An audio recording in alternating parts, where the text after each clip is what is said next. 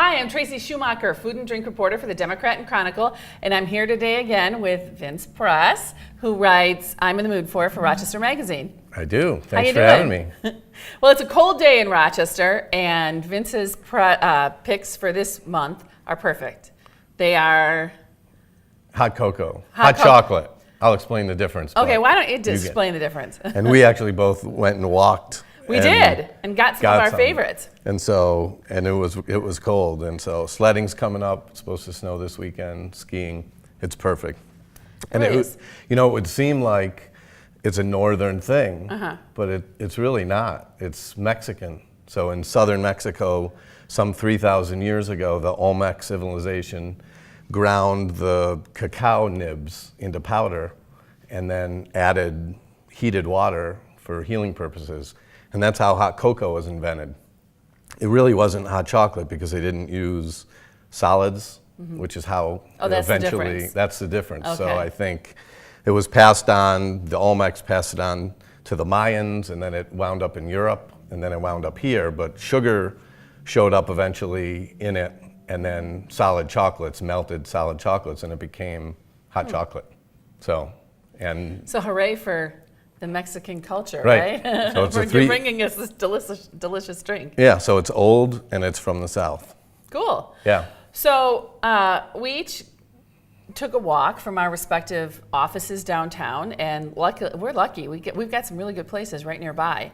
So I went to Java's, and Java's is actually maybe my favorite hot chocolate, although I can't say I've gone to all of them, but Java's uses Pittsford Farm Dairy chocolate milk, as you know, and Pittsford Farms Dairy just has phenomenal dairy products, and their chocolate milk is just phenomenal. And so really all their chocolate milk is steamed Pittsford Farm Dairy chocolate milk. Right. And that's my go-to. I love that stuff. But this time I thought, since we were doing this little thing, I thought I'd give a try to their Aztec Mocha, which probably pays homage to those people way back when. Clearly it does, and that's one of 3 or 4 that they have, right, over there? So this Aztec hot chocolate is the steamed Pittsford Farm Dairy chocolate milk, and then they've added cocoa powder and ginger and cinnamon and chili powder and raw sugar.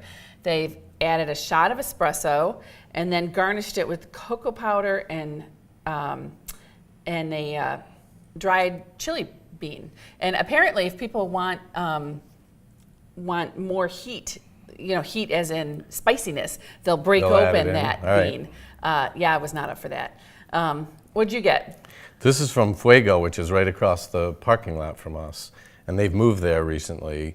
And actually, Fuego has they use hedonist chocolate in the South Wedge. They're drinking chocolate. And they create a ganache. They have a bittersweet version of their hot chocolate, and they have a chipotle cinnamon. So that's what I have today and what I tried. And the process is pretty simple. They take this gorgeous drinking chocolate, they create a ganache, they coat the bottom of the cup with it, or mug. They add in also, they use Pittsford Dairy Farms steamed, non-homogenized whole milk, otherwise called cream on top, which is a better product for you, many people think. And there you have it. And then they put the standard latte art on the top, which many of them do. When I went to 4 or 5 coffee houses, the latte art did not survive the walk over here. But that's where I went, and it's really great. So cool. Should we try? Yeah, should we? So what are you trying? This is the cinnamon chipotle hot chocolate from Fuego. And I've got the Aztec Mocha. Oh, yeah, it's really delicious. Adding the espresso takes some of the sweetness away from the hot chocolate, which is probably good for people that don't like a real sweet hot chocolate. Although I would say that the Pittsford Farm Dairy isn't too sweet.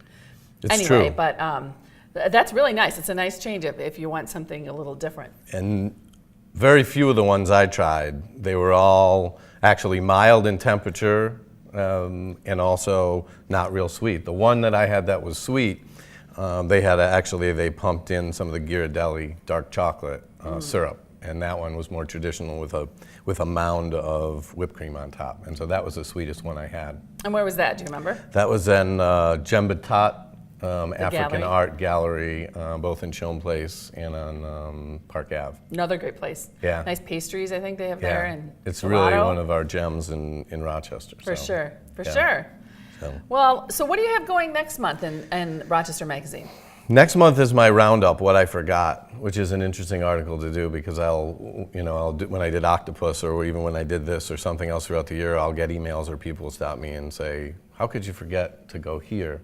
So it's the What I Missed article. And then we're into kind of Valentine's Day, so we'll think of something interesting for that. Sounds good. Yeah. Yeah, I get those articles too. That's a nice way to, not the articles, I get the emails about my articles too. So that's a nice way to handle it, Yeah. to do a roundup of all the places you might have missed. People enjoy it. And Yeah, people seem to think that we food writers are a walking encyclopedia of absolutely every restaurant in Rochester. And man, I don't know about you, I get to as many places as I can, but It does come with the territory. You have to. People are asking about it all the time, and I think some places open up after we write about them. Yeah, right? that's true. And so I include those, but I think we always love hearing from people. Yeah, I love getting the emails. Dishes I didn't know about, places I didn't know about. Always happy to get emails and suggestions. Yeah. Actually, I got a story from a reader just yesterday tipping me off to a place that closed that I didn't know about. So always like those emails. Yeah, keep them coming. Yeah. Okay, should we dig in? Yeah, thanks Cheers. for having me. Happy holidays. Yeah.